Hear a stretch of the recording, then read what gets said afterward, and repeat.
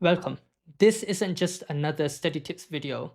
Look, I've been tutoring for a very long time, and I have also been in the industry for quite a long time. So I can combine all of these things and actually bring to all of you today, from all of the self development books that are out there, I can bring 7 tips that you should take on board today. Because think about it, look, this is the only time that you have before your exams continue. And I'm sure you've been revising throughout the half term as well, which is great. But now it's time to really take a step back and reset before you continue revising. And today, I'm going to break down 7 different self development books which are top rated. And in my experience, I have taken these lessons and I have adapted them for students and shared it with all of my students. So I'll be running through all of them today, and I'll also be leaving a link below. So if you want a copy of the full PDF readouts, then just comment saying PDF please, and I'll be providing these. So let's get started first of all. So the first book is a book called Atomic Habits. And this one talks about how, and quote unquote, sort of James Clear talks about how we don't rise to the level of our ambitions, but rather we fall to the level of our systems. Now, that's quite complicated, but what does it mean? Let's simplify it. So, you could really be aspiring and be motivated towards a specific grade. However, motivation isn't enough, it doesn't cut it. So, what does, right? So, we have to look at the systems. And what do we mean? Now, imagine you're waking up in the morning and every day, right, you're not motivated to brush, but rather you brush your teeth because it's something that you've already built as part of your routine. And that is exactly what he defines as systems. It's our go-to, it's our default, and that's exactly what we need to work on. So the one thing that I want you to take away today is think about one habit that you do on a daily basis, like your ritual, right? Right? Like something that you do as part of your schedule anyway. And with that, I want you to be able to tie one 20-minute session of revision with that. So it might be that after dinner, you spend 20 minutes revising a specific topic or a subject. And that's one thing you should ingrain into your routine moving forwards. So another book is Deep Work. And in this, it talks about how we can't just be looking at the surface level, and we need to have the habits to be able to really go deep into a specific subject. So there are different bits, and I guess the main analogy I wanted to give you here is imagine you're going to the gym. Now, you're not going to be just lifting, let's say, 2 kilogram dumbbells and doing, let's say, 20 reps and then using your phone in between and just be half distracted. That's not going to build the muscles that you need, but rather you're going to be pushing it. You're going to be looking at what your 1 rep max is, and you're going to really be trying to lift more today than you did yesterday and lift more tomorrow than you did today. Similarly, progressive overload is something that I'm sure you've come across in the concept of gym. Similarly, we have to be progressing in terms of the difficulty of the questions that you are answering for your past papers and the revision. And having a tutor or a mentor does help, but also having an accountability buddy, so just like a mate of yours who you're able to revise with, can also be really helpful. So just here, you know how I said earlier about the gym analogy and that you wouldn't be using your phone and you wouldn't be distracted, and you'll really go all in. Similarly, what I'd really recommend and what I've done with my students is just ask them to put around what, let's say half an hour in their diary, and that is their undistracted time. That is their 100% focus time. And in that time, they simply just revise, and it works wonders. Let's move on to tip number 3. And this is one that I quite like, actually. So, Brian Tracy, in his book, talks about eating the frog first. Now, what does that mean, really? So, the analogy he uses here is we often end up deferring and procrastinating for the task that we hate the most. maybe it's that past paper, maybe it's that 25 marker. And for us to really be able to build momentum rather than build anxiety. So what happens is if you avoid doing something and you keep putting it off, you're going to build anxiety.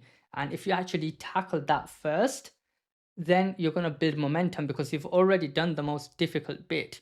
So here, tip number 3, I guess, from this book is around making sure that you just tackle the hardest bits first, and then everything else feels like a walk in the park, right? So that's that. Tip number 4. This is actually from The 7 Habits of Highly Effective People. And the author here, what he says is, look, it's not about constantly grinding. And as a person, we're not like, as people, we're not machines, right? So we have to be able to take rest, and we have to be able to recharge and recover. But how do we do that? It's doing it with intention and doing it with purpose.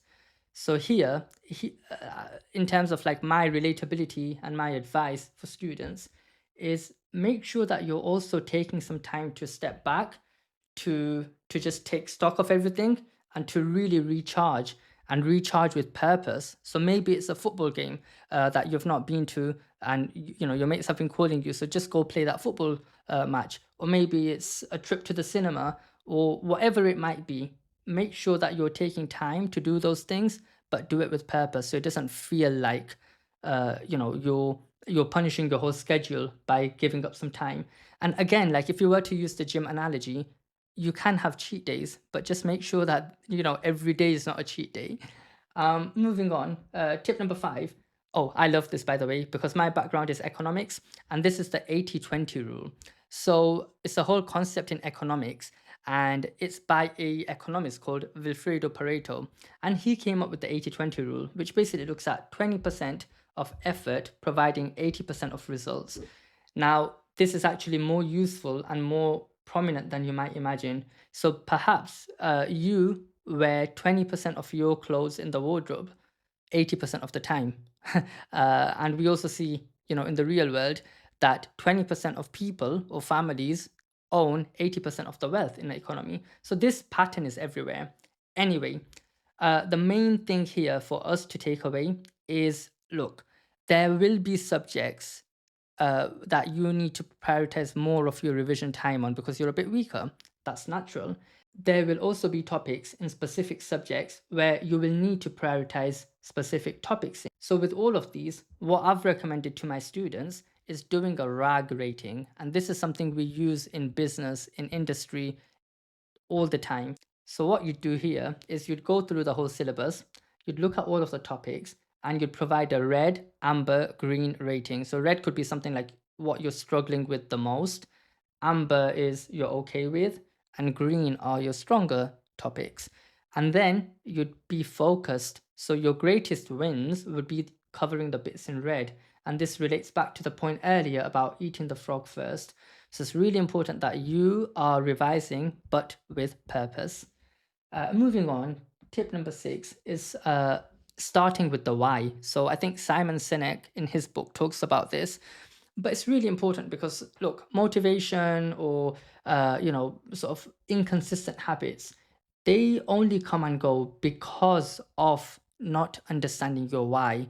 So rather than just imagining, or rather than just thinking that I want to achieve the best grades because I'm scared of my teacher or my parents, or my mates will go to a better college or better university, whatever it might be, the main thing you need to ask yourself here is, why am I doing this? What are my broader, big picture aspirations and ambitions that I'd like to strive towards? And we talk about this in leadership styles and stories and journeys as well.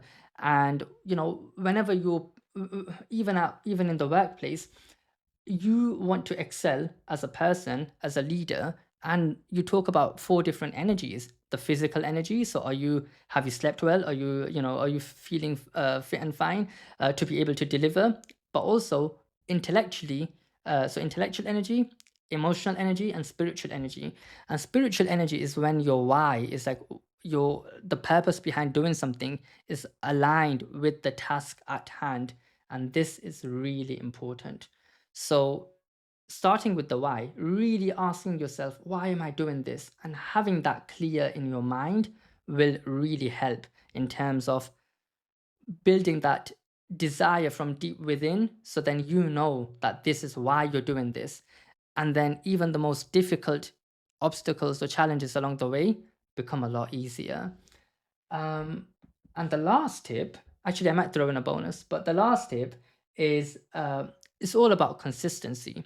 So it's about really realizing that it's not about the all-nighter the night before the exam, but rather it's about being consistent and having healthy study habits every day. Because what that does is it forces you to retain things. Because what I find with my students when I tutor them is whenever we go through a topic, they're really good at it because we've been through it. And then we go through the sort of beginner to intermediate to advanced difficulty level in that topic. But then fast forward a few days or weeks later, they haven't done any questions on it and then they forget again. So doing consistent revision on specific topics basically reinforces what you've learned rather than diminishing it. So that's really important, and having consistent sort of top ups of your knowledge for a specific topic is really, really important. And then I did say that I'll throw in a bonus. And look, right now it's quite late at night, but I am okay to shoot this and to film this. The reason being is because I understand my energy curve. And I think that's the first step. So a lot of you and a lot of my students, we focus on time management, but also energy management is quite a big thing. So there's no point trying to do an early morning or a late night when that isn't what chimes with you, right? So some of us are early birds, some of us are late night owls. So we just need to make sure that we know what works for us, and then we use that time to revise, because it's not always about the quantity of revision, but it's also about the quality of revision. And the top students, they maximize both of these. Well, look, let's just bring all of this to an end. And I guess the final sort of concluding remarks that I'd probably provide is you've got exams starting again from Monday, and you're going to be in the eye of the storm every day, just battling and sort of taking one step at a time, taking one thing at a time. And with all of this, it's just really, really important, more than ever before, to really evaluate and be very purposeful with your time, with your energy, and with what you're revising and how.